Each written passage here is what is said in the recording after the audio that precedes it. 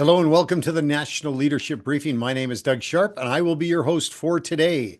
Well, it is January the 3rd, 2025. Welcome to a brand new year with the National Leadership Briefing. This is now our 5th year we're entering into, and we're pretty excited about. We're so excited to be continuing to serve you as well across the nation of Canada. And why? Because we believe that together we are stronger. That is one of the things that you'll hear us say quite often here on the National Leadership Briefing. The reason why we welcome so many new people every single briefing is because we know that when you add your voice to our voice, we have a much stronger voice when it comes to our nation. The course that it goes, the direction we take, and what we can accomplish increases. So thank you for being here, 2025. So glad you're here. Now, if you're on the last briefing, you know that January 3rd, 2025 is the briefing that we are going to get started right. When we start a new year, we're just putting it all behind us. We're just going to put a line in the sand, and whatever things that we didn't get accomplished last year and the things that we wanted to do but didn't do,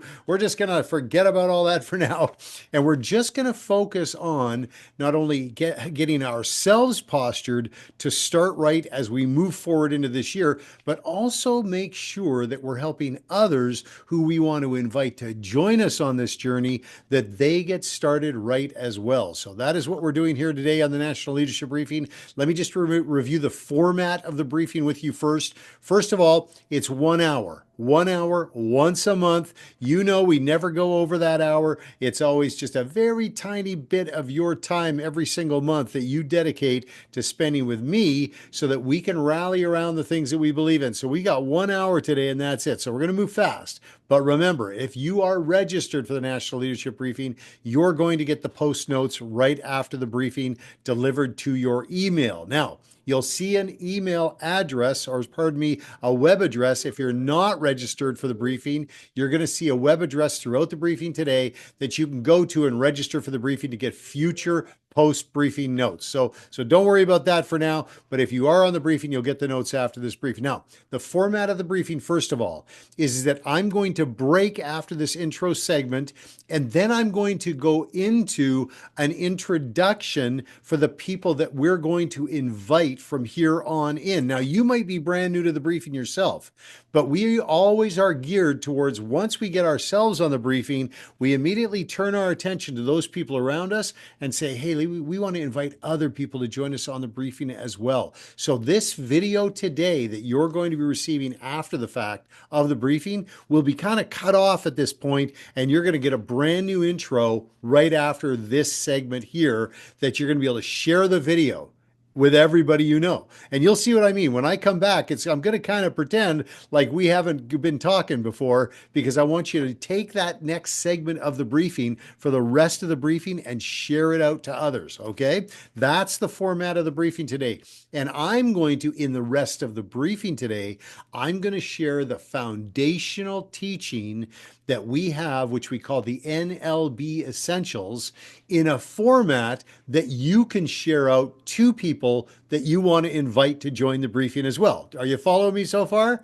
You'll see when we get there, okay? So right after this first break, I'm going to then come back, intro the NLB Essentials in a way that when you get the video after, you're going to be able to send it out to other people that you know and invite them to join the briefing, okay? It's me doing the heavy lifting for you, and I'll do all the talking. You'll be able to just share it out to other people, and just all you'll have to do is say, hey, I just want you to have a look at this. Just have a look at this. We get together once a month for 1 hour. Have a look at it. Perhaps you'd like to join us. And that's it from there. I'll do the rest of the talking in the video, okay? So that's the why. Now, when I get back, I'm also going to review the agenda for the time that we're going to spend together with your friends and family and church family members that you want to share this video with. So you're going to see me go into an agenda with them as well right after this quick video. All right. So why don't we take the break now? We're getting started right. We're going to invite other people. Today's briefing is all about giving you tools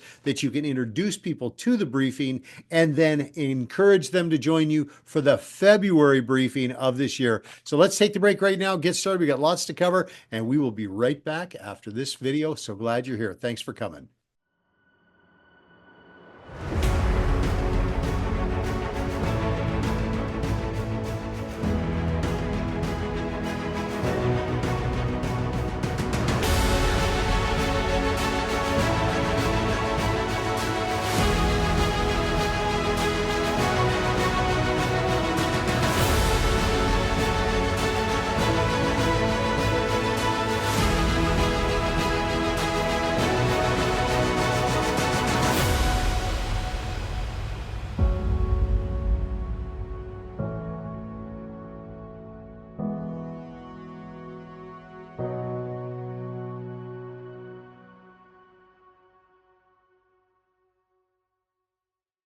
Hello and welcome to the National Leadership Briefing. My name is Doug Sharpe, and I am hosting the briefing today because your friend, somebody who you know, somebody who's an acquaintance of yours, somebody who is in your sphere of influence, knows that you share their views and values, or at least they perhaps suspect that you share their views and values. And so they wanted to share this video with you because they are a part of something called the National Leadership Briefing. And that is a group of people that come together once a month for a very short period of time each month and just rally around the things that we all believe in together. And they thought you might be interested in what the National Leadership Briefing is all about. So if you'll spend some time with us just for the next little while, I want to share an introduction with you, a series of videos that we have. I want to talk to you a little bit, and I want to invite you to join us on behalf of your friend. So I hope that's something that you're open to. If not, then it's been great meeting you so far. But if you think there might be something that your friend is doing that you might also be interested in doing, then stick around because we'd sure love to serve you on the road ahead. We certainly, as you will see, need you, but we can't drag you into it. So anyway, here we go. This is what we're going to be doing over the next little while. First of all, I want to answer the question of a little bit about what the briefing is and why. Why would you maybe want to consider spending time even just considering these videos that I'm about to show you? What would be the motivation for you to participate at all in reviewing this and considering this? The next thing I'm going to do is I'm going to introduce to you a series of short videos, and the videos are going to demonstrate for you by my introduction. I'm going to introduce each video, and it's going to just tell you a little bit about what section is and what you could expect to see. And then at the end of the actual time that we have here together, I'm actually going to leave you with a couple more videos that you can review. All you have to do is get in touch with your friend, the person who sent you this video, and say, I want to review the other two videos. Like, I want to see these other two videos. So that's what we'll do is we'll start out. I'll answer give you a little setup on why, who we are, what we're doing, and then you're going to let me walk you through a couple of training videos, what we call the foundation videos or what we call essential videos. And then I'm going to give you a little bit of homework at the end that you can go to your friend and ask them for more information. That sound good so far? All right, let's get started. First off, let's talk about why. You and I, we're kind of the same. I'm not so different as your friend. We are all people of faith. We're Christians. We're here in Canada, and we believe in many of the same things. There might be some certain things that we differ on. There might be some things that perhaps we see different in our different denominations or in our different beliefs, the edges of the belief. But overall, there are things that we believe in together. And what we want to do is we want to look for opportunities where we can come together and rally around the things that we believe in, and then see what we can do to work together to advance the principles that undergird those things into the conversations that take place in society and culture and politics and government. And of course, as soon as I say politics and government, you might go, whoa, wait a second, I don't want to get involved in politics and government. But I'm going to answer a question for you right off the get-go as to why would I want to pay any attention to what is going on in the realm or the sphere of politics and government in our nation of Canada? So let's start there. The why.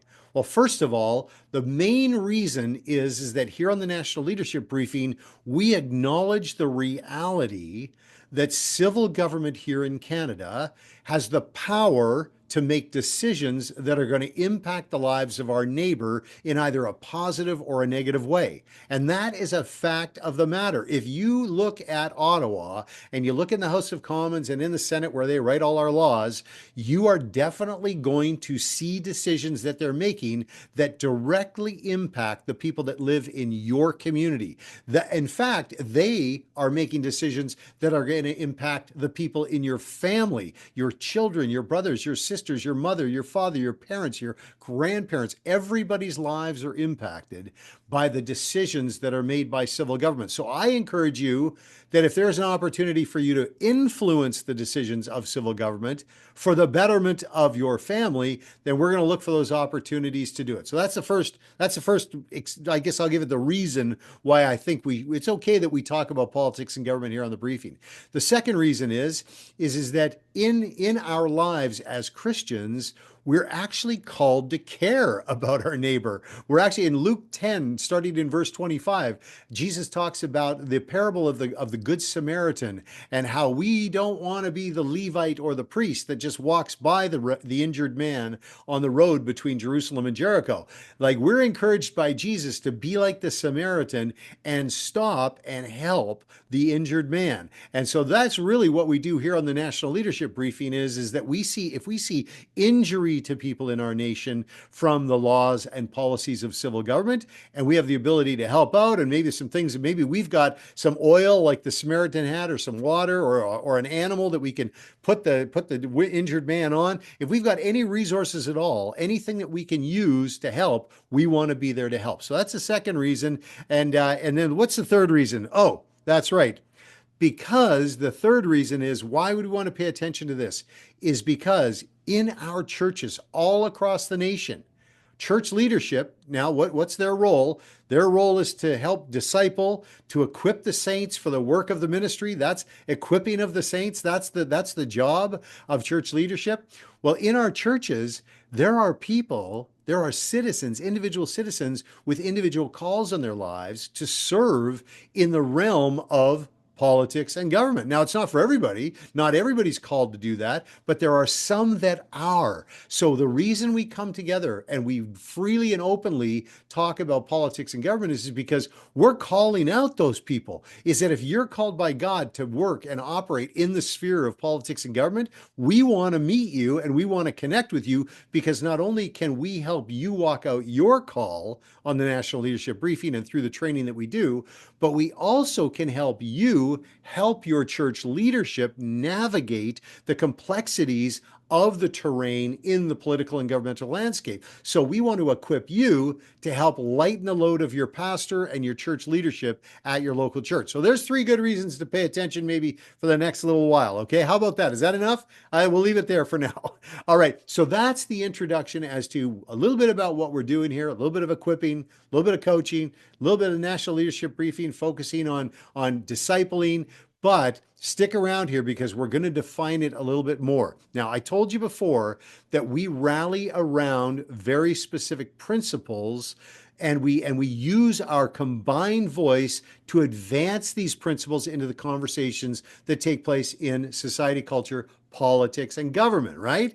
Well, let me tell you now, by sharing this video, what those 4 principles are. We're going to watch a short video. It's only 5 minutes long, but it's going to tell you about 4 pillars that we all come together once a month for 1 hour to rally around on the National Leadership Briefing. And then we'll come right back here and I'll follow up with you in a minute. So watch this short video. Back in a flash. In the fall of 2016, a series of surveys went out across the nation to talk to people, centers of influence, people within the churches of Canada, people that were sitting in the pews. Parents were receiving them. Many people in the faith community received these surveys and were asked questions about what they felt were the priorities that we needed to focus on moving forward. We asked them what was important to them in their communities. We asked them about the things that we should be supporting and the things that we should be rejecting in the way of ideas out there. But what was interesting to note was when you looked at all of this information and the data that was collected, all of these expressions of concern could be reduced down into 4 silos, or what have come to be known as pillars. We set aside everything that can divide us. We set aside all of our denominational differences, all of our different political views, all of our different things that could possibly distract us from the things that we unify around. And these are the 4 pillars that we rally around here on the National Leadership Briefing.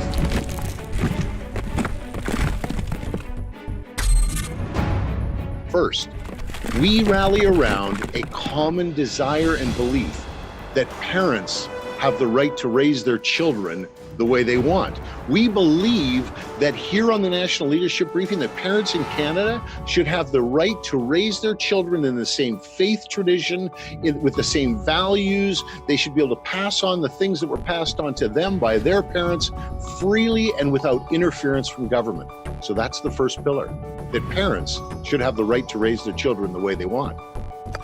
The second pillar that we rally around on the National Leadership Briefing is that those we elect to serve us in civil government must respect and defend our right of belief and freedom of religion. And that's for all Canadians. That the people that we actually put in the legislatures and in the House of Commons, they must respect our right of belief and defend it, more importantly, when it's under siege or under attack. We don't want another politician being elected to hold a seat in the House of Commons that refuses to stand up against the barrage of attacks that are coming to people of faith in Canada right now. So they must respect and defend our right of belief and freedom of religion. That's the second pillar. Now, the third pillar that we rally around here on the National Leadership Briefing is that the laws and policies that are passed by those elected representatives must provide for the safety and security of the citizens, especially the vulnerable among us. It's important to note that because sometimes, especially lately, politicians have been passing laws and they've been actually not taking into consideration the negative health consequences that those laws will have on the citizens. And even worse, they've been passing very serious laws that have actually put people in harm's way. So at the very least, at the very minimum, the very first box that all legislative proposals and all policy must check is the box that holds high the responsibility to keep vulnerable people within our community safe. That's the third pillar. And the fourth pillar that we rally around here on the National Leadership Briefing is it is inappropriate for civil government to heap debt upon the backs of our children and future generations. So spending money on us, calling it an investment in our children's future, when really what it is, it's excessive taxation that's going to be placed on the backs of our kids when they're born and as they go through their young adult lives. That's inappropriate. That flat out, that is not fiscal policy that we support here on the National Leadership Briefing. Now, I want you to understand something about these four pillars. They came from you. They're your pillars. They're the things that you believe. Now, there's a movement out there in Canada right now, and again, they definitely aren't the majority. They are the vocal minority that believe that your ideas and the things that you hold up as priorities do not have a place. But I can tell you that in our society and in Canada, they do. You're a citizen, you're a constituent, you're a member of the community, you have elected representatives. Those are your ideas and you don't have to justify them, qualify them. They don't even, you know what? An idea doesn't even have to be a good idea to be considered among the mix of ideas that are out there in the government and political landscape.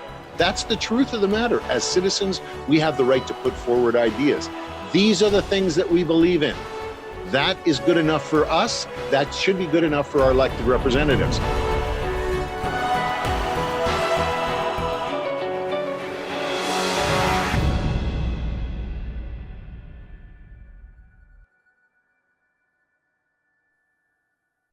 Okay, so as you can see, we're pretty intentional about the things that we focus on, and we are pretty intentional about setting aside our differences so that we can all work together effectively. Now, we have people all across the nation that are already doing this. So the minute you say to yourself, you know what, I think I'm one of those people, I think I believe in those things, and you add your voice to ours, you're all of a sudden amplifying your own voice because you're now speaking together with us. And there's already quite a few of us out there. So let's just leave it at that. I just wanted to introduce you to the four pillars. That was my goal, but for now, okay? Now, the next thing I want to introduce you to is I want to introduce you to another video, what we call the Flyover video. Now, this is a standalone video tool that you can share with other people. So as you're watching this video, then I want you to say to yourself, okay, wait a second. If I sent this video out to somebody else, I could probably find somebody else who kind of thinks the same way I do. Now, all of a sudden, not only am I sharing this with you for the first time here on the National Leadership Briefing, but you're already thinking about who you can share it with. So this next video is called the Flyover video. Kind of flies over that 30,000 feet, you know, kind of the whole concept at the National Leadership Briefing, and it gives you an idea as to how we execute our strategy. I know there's You don't even know what the strategies are yet. We'll get to that. But this is the flyover video, give you a little bit more information. So just sit back and relax, enjoy the video, and we'll come back right after that. We'll keep moving on from there. All right, well, welcome to the National Leadership Briefing. Someone has shared this video with you today because you are someone they believe shares their views and values. And why is that important? Is because we've discovered that when one person speaks, it does make a sound. But when two people say the same thing at the same time, it makes a greater sound. And we have discovered that in this culture that we're in today, that we need to stick together and speak in a unified way, especially when it comes to the things that represent our Christian beliefs, our principles, the principles that we want to live by as Christians here in Canada. We definitely are going to have a louder voice if we speak in a unified way in advancing these things into society, culture, politics, and government. So this is what we're doing here today. As someone has shared this video with you, or maybe I've sent it out directly from the office, because I really believe that you believe some of the same things we do and might want to join us once a month for 1 hour on the National Leadership Briefing, where you and I'll touch base and we'll drill and train and look for opportunities where we can advance these things. Like I say, we can advance the things that we believe in into these conversations that are taking place all the time, all around us here in Canada. So let's start first with who it is we are and what it is that we believe. First of all, these 4 pillars that are represented here beside me on the sheet of paper, these are the things that we call rally points. We rally around these because we want to make sure that when we come together, you and I, we're not taking a look at all of our differences, where you and I aren't looking at each other and go, well, wait a second, I don't know, what denominational church stream are they in, or where does that guy go to school, or how old is he, or what color are you? We don't want anything. There's nothing's going to divide us, because what we're doing is we're actually only focusing on the goal of advancing the principles that undergird these 4 pillars. Now let's test it out to see if you're somebody who shares our views and values when it comes to the principles here. First of all, the first pillar regarding parental authority is expressed in a very specific way. It's very simple, but it's explicit. It says that parents have the right to raise their children the way they want, period. This doesn't mean that the state or government can come in and raise your children for you. It is the parents' responsibility, and the parents want to raise their children themselves. They don't want to be directed or told what their children are to believe or be taught by, say, radical education systems provincially, just picking an example. So if you're somebody that believes that parents have the right to raise their children the way they want, there you go. You check that box. You are definitely someone who would be at home here on the National Leadership Briefing. The second thing is that we believe that when we elect an official to government, to represent us in government, that person must respect and defend our right of belief and freedom of religion. So how often have you felt that someone in office has done something where you went, wait a second, why is it that they're speaking that way about people of faith? And you can sort of sense their anti-Christian bigotry or their bias against Christians. We hear it, and it's subtle at times, but we want to make sure that people, when they get into office before they're elected, actually commit to respecting and defending our right of belief and freedom of religion as Christians here in Canada. As a matter of fact, all people's right of belief and freedom of religion we want to have respected. The third pillar here is that we believe that when laws and policies are enacted and passed by civil governments, that the priority is placed on the safety and security of the citizen, especially the vulnerable that live among us in our communities. So if you're somebody who wants to see vulnerable people prioritized when lawmakers are making laws and passing legislation, then you will fit right in with our crowd, because that's what we work to do. The final pillar is that we believe that there has been an excessive debt placed on the backs of our children and future generations by civil governments spending money that we don't have. And so what we want to see is we want to see civil government begin immediately removing that burden of debt off of the backs of our children, so that they are not living their entire lives as bond servants of civil government. We want them to be free to live their lives without that yoke of taxation weighing heavily on their backs. So these are the four pillars: parental authority, right of belief, freedom of religion, protecting the vulnerable, and lifting the burden of debt off of the backs of our children. So if you believe in those things, then we would really like you to join us here on the National Leadership Briefing and add your voice to ours. Now, how do we do that? How do we actually speak? Well, first of all, we actually start on one end and we look out on the horizon and we see way off in the future and we see what those opportunities are. Where can we speak with a unified voice? Well, we have elections coming up. We have opportunities to speak locally on issues, like an issue might come up in the House of Commons or even in your municipal council. You could do it on any different number of opportunities. But we at the National Leadership Briefing are looking nationally at these issues, while you are using the horizon to look at things locally. So that's the way we do it. And then we use the immediate road ahead of us to prepare the plan to greet that opportunity or to defend against the threat that might be coming at us in the future. So that is how we do it, is always looking off on the horizon, not focusing right in the mud and the weeds of today. We don't open up the newspaper on the National Leadership Briefing and see what the headlines are and talk about what happened in the House of Commons today. We only look on the horizon and prepare to take action that we can see we're going to need to deal with off in the future. Okay? Now, how is it that you yourself is going to engage with us in the execution of this plan? Well, first of all, we start with you. It's all about you, in fact. And what we're going to encourage you to do is that whatever it is that you do and you feel God's call has called you to do, that you pursue that. We're not trying to take you off and drag you out onto another battlefield somewhere else in the nation. We want you to stay exactly where you're at and serve you there. Now, when the opportunity comes up for you to lend your voice to a national issue on the National Leadership Briefing, say an election or a campaign, something we're running, then we want you to speak with us in a unified way. But for the most part, you are operating locally where God wants you to be. That's what that arrow is right there, is we want you aligned exactly where God wants you to be. We also want you to, and these arrows here, we want you to become aware, and we're going to help you learn this, is we want you to be aware of your authorities that you have as a citizen, as a constituent, as a member of the kingdom of God, and as a political party member. Like if you wanted to take on a party membership and have additional authorities, we want to make sure we show you how to do that and when those opportunities arise. So those are your authorities.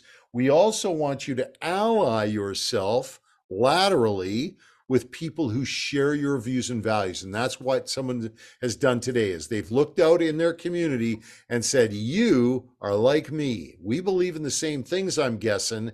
And I believe that if we all work together, we could probably be more effective. So that's what that is. We're looking for alliances, allies locally, so that you can grow what is called, what we term, your sphere of influence. That sphere of influence is key because me, Doug Sharpe, here in the training center in Penticton, British Columbia, doesn't have the same connection points as you do within your sphere of influence. So we're asking you to allow us to help you then take the information you get and then pass it out to others, so that other people who share your views and values and maybe agree with some of these same things could also join and add their voice to yours and ours nationally. So that's growing your sphere of influence. We want to teach you how to do that. We also want to help you develop something called a citizen action group ministry within your local church. Now, this is something that we always ask people to just tap the brakes for now. Just don't go running out and start it right away, because there's definitely a way that we like to start them, and that is with the full control and awareness and approval of the church leadership. So we want the pastor or church leader or clergy of the church to be welcoming of the idea of having a citizen action group ministry within the church. Which is this: it is a ministry that is designed to help the pastor and the leadership navigate when things get complex on the governmental or political landscape of our nation. And pastors have experienced that very just recently over the last couple of years in a big way. And so we want to be there to have that infrastructure in your local church to help them navigate. Okay? Tell you more about that later. We also want to be able to help you contribute to the building of something called a community action council within your local church and community. This is a group of people who believe in the things that you do, working with marketplace leaders and municipal government leaders on dealing with the issues of the community. So that's a community action council. And then finally, we want to encourage you to learn how it is to grow the national leadership briefing so that we can develop more tools and grow our reach even greater, so that when your voice is added to ours, we're adding other voices and we can all continue to speak with a unified voice in a big way and have greater influence. It's all about increasing our influence. So I'm hoping that what we've done today is introduced you just with a real quick flyover to the National Leadership Briefing. We've introduced you to something that is possibly going to be able to serve you and your needs in your local community, at the same time increasing our influence nationally. So please consider joining us on the National Leadership Briefing. We'd love to have you. I'm going to attach a link in the bio below, and I'm going to make sure that you're always going to be able to have access to me by giving you my email address right now. It's president@familyaction.ca. That's president@familyaction.ca, and you'll be able to actually send me an email at any time, and I'll be able to respond to you and help you get your sphere of influence growing, and so that you locally can advance the principles that undergird these 4 pillars on the road ahead. Anyway, thanks so much for your time today. Appreciate it. We'll chat with you again soon, but until then, God bless you, God bless your family, and may God continue to bless this great nation of Canada. Bye for now.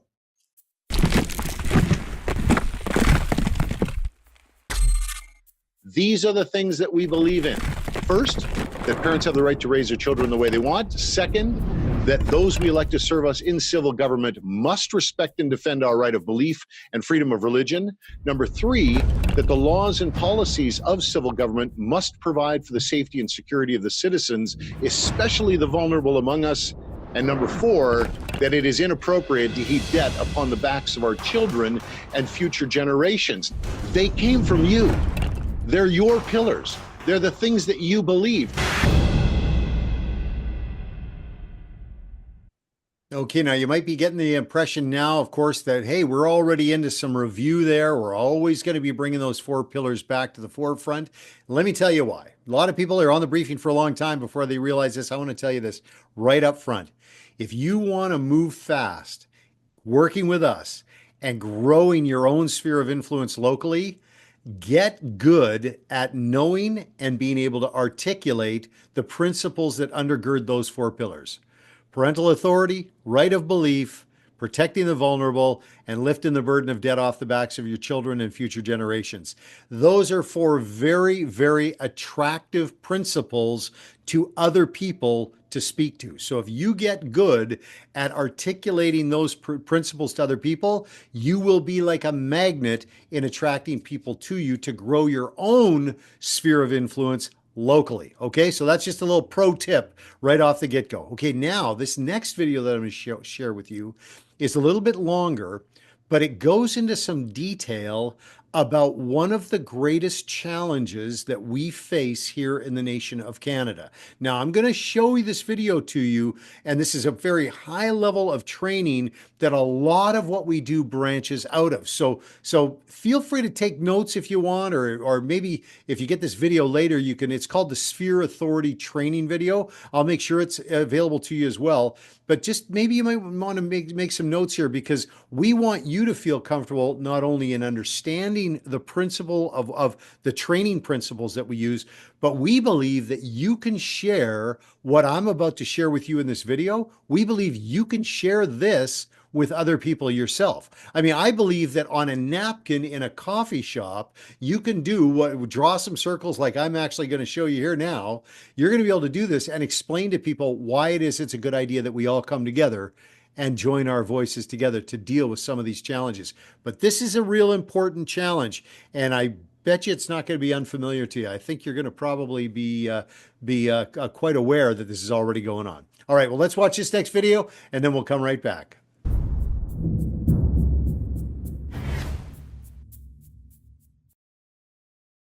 Okay, here we are in the boardroom, and as I promised, we are going to be showing you a practical illustration of why the four pillars are so key and how they can be utilized strategically when we all come together and support them and advance them using our combined influence. Okay, now this teaching template that I have behind me, this is something that is quite familiar to those who have been on the briefing before. But again, if you're new, we want to get you started right and tell you a little bit about this.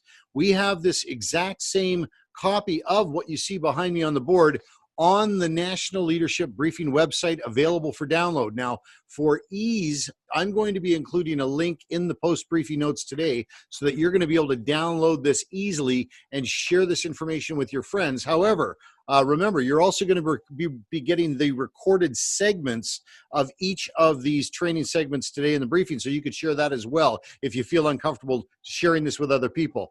But I do want to use this teaching template to, again, demonstrate to you just how effective it is to use the four pillars to achieve our common goals. So here we go. This is the teaching template that speaks to the issue of authority and jurisdiction in our society today.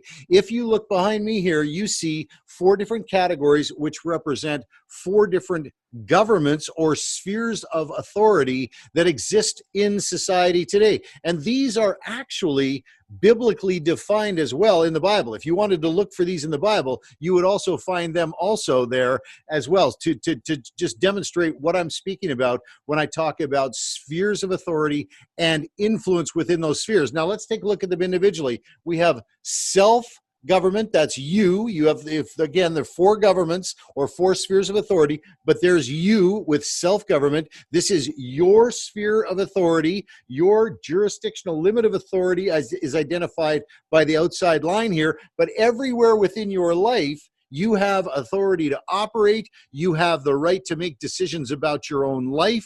You can decide what time you get up in the morning and what time you go to bed at night. And all of these decisions that you can make about what you have for dinner, lunch, breakfast, whatever it is, how often you exercise, how you treat your kids, everything is actually decided within this sphere of authority. And you have that authority, again, up to a very, very well-defined and appropriate limit. We also have family government in our society, where groups of people get together and you have a mother and a father and their kids, and they, together as a family, the parents make decisions within that sphere of authority up to the jurisdictional limit of that authority as to what school the kids go to and whether they go to church on Sunday and how they spend their time, their free time, whether they're on Netflix or whether they're having devotions. All of this is decided within the family. You have church government, of course, as well, which many of you are familiar with, and of course the all-important civil government. That is the other form of civil government. Now this isn't the limit of all of the governments in society. We also have the government of the marketplace, which we'll be talking about again on a future national leadership briefing. But for now, we'll use these four as an illustration. Civil government, of all of the four different forms of government, we always like to point out that they are unique among all of the other forms of government, because this is the only government in our society that has unique powers. And those powers are, first, to legislate. We grant civil government the power to legislate for the good of all of society. They are able to make laws. We also give them the right and empower them to tax. So these special powers to legislate and to tax are unique to civil government, and they can be applied and have influence and impact on all the other forms of government. Now, where does civil government get its power? I mean, it just doesn't just come out of thin air. No, in fact, what happens is that individuals in society get together in tribes and they gather around their ideas and hoist individuals on their shoulders and say, go represent us in government. And they have elections and they gather people together. And then as they choose their people during an electoral process, that's what this is. This is a conduit with which they transfer authority over to civil government so that civil government can act. Now, this transfer of authority is transferred in the form of what's called mandate. So we get together as citizens during an electoral process, and we gather our authority together as citizens, and we communicate or convey it to civil government so that they can execute a plan that we have approved of at election time. That is where civil government gets its authority. Now, in Canada, the sphere of authority and the jurisdictional limit of that authority is defined by documents like our Constitution. Our Constitution clearly lays out the provincial government's authority, the federal government's authority, and we can refer to those foundational documents in our society. We also have something called the Charter of Rights and Freedoms, which actually is intended to protect the citizen from civil government, and we can reference that document to make sure that we are having civil government operate within its appropriate sphere of influence. Now, the only time that anyone would ever cross over and beyond their jurisdictional limit of their authority is with something we call here at the National Leadership Briefing permissions. That is right, permissions. So, for example, if a family, as a form of government, granted permission to the church to speak into or have authority within their family, then they would grant the church permission to actually operate outside of its jurisdictional limit of its authority and have influence in the family. As an individual, we actually give up some of our authority to participate as individuals within a family. And of course, with civil government, though, because we grant them special permissions, or special authority, pardon me, we don't grant them special permissions. Because we grant them special authority, we are in fact granting them permissions to operate outside of their jurisdictional limit of authority so that they can actually influence and impact our lives in a positive way. But what happens if, and this is the key question, is what happens if civil government reaches out beyond its jurisdictional limit of its authority and gets engaged in the church sphere, the family sphere, and sphere of the individual? What if they do that without permissions and without a mandate? So in other words, they're not given a mandate to act in this way. They're not granted special permissions to act in this way, yet they use the power, the special powers that we grant them through an election in the form of a mandate. They use that power in a corrupt way, and they impose their authority on the church, on families, and on the individuals. What is that called?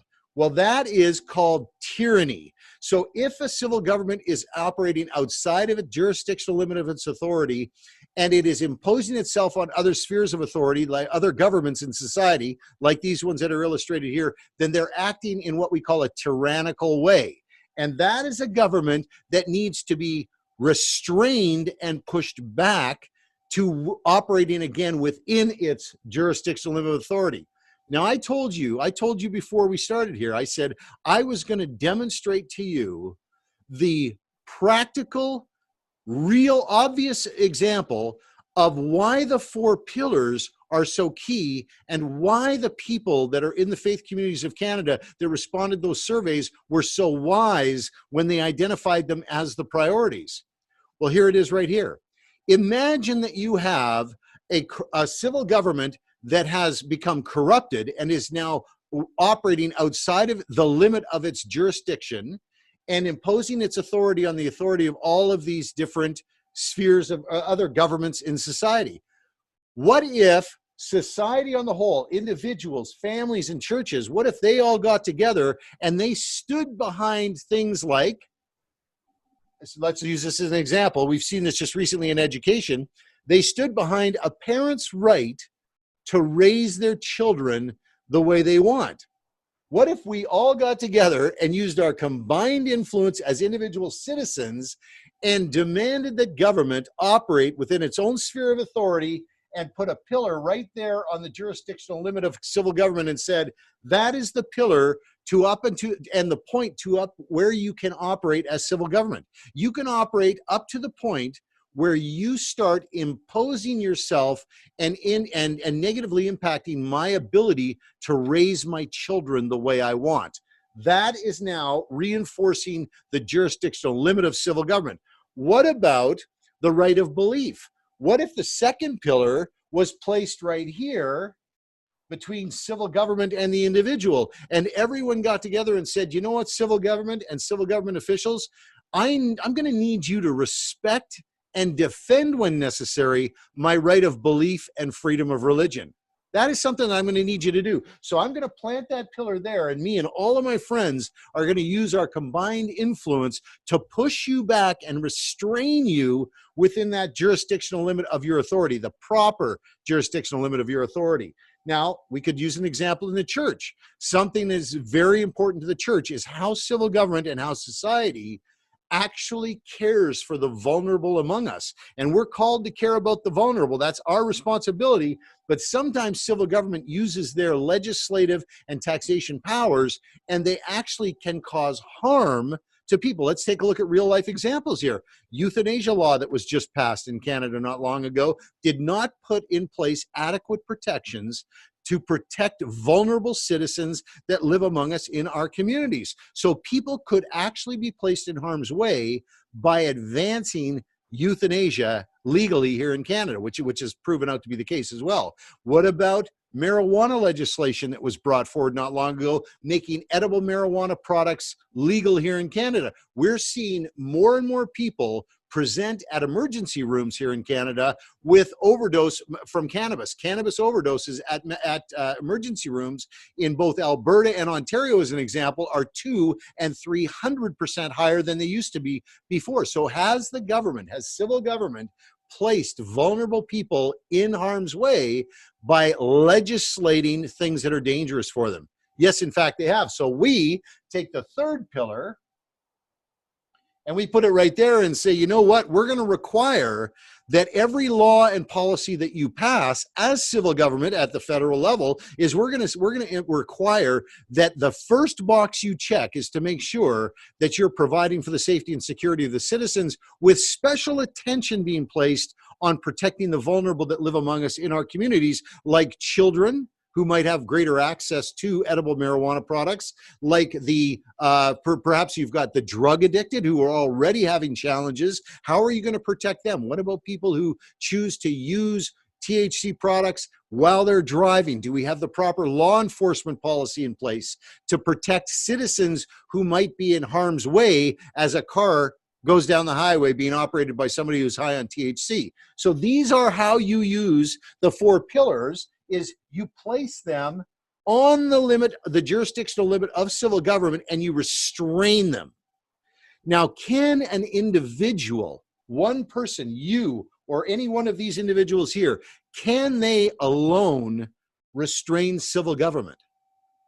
Well, the answer is obviously no. When you as a society get together and you transfer authority to civil government to act and to make decisions with regard to legislation and taxation, you're granting them a tremendous amount of power.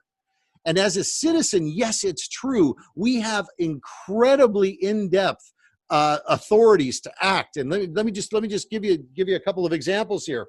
As an individual, you have citizen authority. And we're going to teach you, if you're brand new, we're going to teach you how to use your citizen authority to act. This is authority every citizen has. You're going to be able to use that. You also have something called constituent authority. It is related to where you are living in Canada. You live within a very well-defined jurisdiction of Canada called an electoral district, and you have special authority as someone who lives in that district to speak to what happens in that district and to speak to your elected representative. That is a very specific authority, constituent authority it's called. You also have something called political party membership authority, which we have just recently used to help influence the outcome of a political process within a political party. And you also have, of course, kingdom authority, but I'm not going to get into that. I'm going to leave it to the pastors to talk about that. So as an individual citizen, you have a tremendous amount of authority to act, not only within your sphere of influence and authority, but you can actually influence other areas of society as well. But it is very small in comparison to the combined authority that we've transferred to civil government. So when they become corrupted in civil government, it takes a lot of us coming together, combining our influence to actually push them back. And as a tool in our hands, we have the 4 pillars. So again, I mentioned this during the 4-pillar story. If government goes to, as they're talking about right now, if they want to make a move that's going to expand eligibility of euthanasia to include children and the mentally ill, we're going to use the 3rd pillar and say, excuse me, but there's millions of citizens in Canada who believe that it is your priority to check that box to make sure that laws and policies are safe for people. And we consider the mentally ill and children to be vulnerable. So show us your plan for how you're going to protect vulnerable citizens from dying from a euthanasia death when they shouldn't. And so we're going to require that. We're going to actually mandate that of government. We're also going to use the 3rd pillar to say things like, for example, right now, the Liberal government, the federal Liberal government, has been toying with the idea of the full decriminalization of prostitution here in Canada.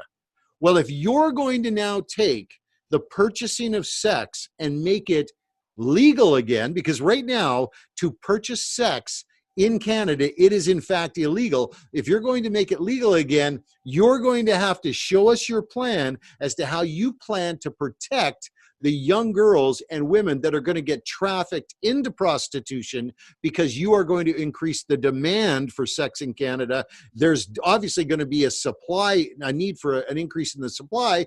I'm going to need to see your plan.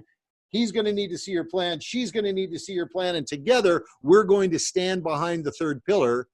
And we're going to say, you can't pass legislation or enact policy without making sure that the vulnerable are protected. And young women and girls are being human trafficked all the time into prostitution. And that's just not acceptable. So this is how we combine our influence, stand behind the 4 pillars, and use them as a tool to restrain civil government as they wield the unusual and large power and authority of legislation and taxation in an inappropriate way. Okay, so that is the Sphere Authority training video, and that particular video is available on our website. You can pick that up anytime, share that with somebody individually. But as you're starting to see 2 things, one is we're much stronger together, which is what I said right at the very beginning. And the second thing is you are a pretty important part of the plan moving forward, because you're the one that possesses the authorities. You're the one that speaks with us on these issues locally, and the people around you that you gather together around you are pretty important as well. There's your sphere of influence. Now, this is what I want you to know moving forward. First of all, on the National Leadership Briefing, we understand that you've got a very individual call on your life. I mean, we're not talking about taking you away from somewhere and dragging you out onto someplace else. I mean, we'll cover that in future videos. But it's really important that as you are where you are, that we help you to understand the authorities that you possess right now locally and in your hands. You have authority to deal with the things, as I pointed out in the Sphere Authority training video, in your sphere of influence and in your circle where it said self. You actually have authorities to manage your life and manage the world around you. And you know what? They're given from God, and some are given by civil government, but you've got a combination of these authorities. We want to help you wield them. And the way we do that on the National Leadership Briefing is that we bring to you, almost every briefing, we have what we call subject matter experts or strategic resource providers. These are just simply people that, let's say that you in your own local church have a heart for the elderly, or perhaps there's a lot of elderly people in your church and you have a concern about the issue of euthanasia. Well, we know who the best euthanasia prevention and protection trainers are in Canada. Let's say that you and your local church have a heart for homeless people and you want to impact policies in that civil government realm and you want to address the homeless problem in your local community. Well, we can help you do that. We can help you communicate to civil government partners locally or even regionally or nationally, depending on where your call is. But whatever it is that's on your heart, whatever God is saying to you, what we say is, please let us help you. Please let us come alongside you. But the way we do that is by serving you once a month, building a relationship, having you join us on the National Leadership Briefing, getting to know us, allow us to get to know you. And then as God leads you to do, you get in touch with me, Doug Sharpe, president of the Canada Family Action, which is the organization right there on the banner. Get in touch with me, and then what we do is we begin the process of seeing what we can do to help. Now, you might say, Doug, wait a second, is that when the price tag comes out and where you all of a sudden lay down this big bill on everybody? I got to tell you something. We've been around for a long time. Our organization, Canada Family Action, has been around for 27 years. The National Leadership Briefing has been around for 5 years, and we have not charged a single person for help. Any help that we provide them is something that we do because donors support our organization. We are donor supported. So when you need help, you just got to ask. Now, we're going to test you that you've thought it through and that you've checked in appropriately with the Lord. And we just want to make sure that you're on the right track. We don't want you just flying off really too quick. So there's a process that we go through and just having a conversation with you. But once you and I are both certain that we can work together and I can help you get where God wants you to be, man, oh man, we're side by side and we're moving forward into the future. That's an exciting thing about the National Leadership Briefing is that you get on board, you come back every single month. For the first couple of months, you probably don't even know why you're on the National Leadership Briefing. We have lots of people that have been on for 3 or 4 months going, Doug, I still don't get it. I'm having trouble figuring out how I'm sort of supposed to get it. And then the first thing, of course, I always say is, okay, tell me what the 4 pillars are. I want to make sure you're drilling and training. I want to make sure that you're able to articulate the 4 pillars. Tell me about what that means to you locally. Tell me about where you're positioned in your local church. What's God saying to you about your individual call on your life? And then we get into this conversation that moves you forward towards executing that plan and purpose that God has placed on your heart for you and how you serve your family, your church, your local community. I just want to be there to help. So that is what we do here on the National Leadership Briefing. This is just an introduction of me and the National Leadership Briefing from your friend, because that friend of yours, whoever it is, thought that you'd be a nice fit and that you might believe in some of the same things we do. So here is where I want to leave you for today. This is the last thing I'm going to do. Is I want you to check back with your friend. I want you to check back with your friend because there's 2 videos that I want you to ask your friend to give you copies of, okay? One of them is called the You Training video. You. It's all about you. It's all about you and your authorities locally. And it's an excellent video for you to now watch that is going to propel you into that next place that we want to share with you about how you fit in with executing your own personal plan for your life. Not my plan. I'm not going to get you on a video and tell you all about what God's saying to me. I'm doing what God's saying to me. But what he's saying to you is what I want you to starting to have gel in your heart and your mind. So the You Training video, you want to get that from your friend. The next video that I want you to get from your friend, because there's 2 of them, the next one's called the Horizon Training video. And the Horizon Training video, I'm just going to give you one line that just sets it up beautifully. It's just simply to help us to understand that we've got to lift our eyes up from where we're looking down at our feet to the horizon. We have to lift our eyesight up and we have to look off into the horizon and train ourselves to see what's coming at us from a greater distance away. I don't know about you, but sometimes we kind of just look at our feet and then all of a sudden there's a problem right at our feet and we didn't see it coming. But it wasn't because we couldn't see it coming. It's because we weren't looking on the horizon. So let's just take a minute here. It's a real short video, Horizon Training video.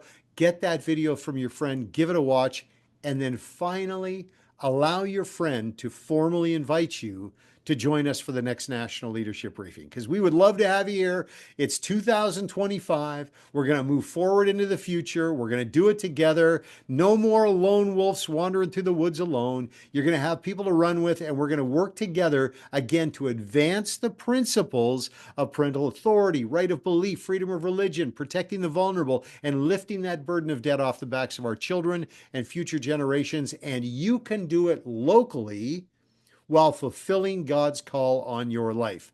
That's my promise to you. All right. Well, I hope that was fun for you. I hope you enjoyed just the introduction here today that your friend made. I look forward to serving you on the road ahead. But until that time happens, which is going to be the February briefing or the next month's briefing, depending on whenever you're watching this video, until that next time, I want you to know that here on the National Leadership Briefing and at Canada Family Action, we are going to continue to pray for you. We're going to continue to pray for your family. And we are, of course, going to continue to pray for this great nation of Canada. Bye for now. It's time to wake up from our slumber and stand together, united as one. One family, one body, one church. We will not walk past the vulnerable. Say nothing, do nothing, and turn a blind eye. We are citizens of a great nation. We are good Samaritans to our neighbors. You are not alone. We are the largest unified voice in Canada. So we stand united. This is our rally cry. We are Christ to our nation. This is our battle cry. He shall have dominion from sea to sea and from the river unto the ends of the earth. Righteousness will reign. Justice will prevail. We are united.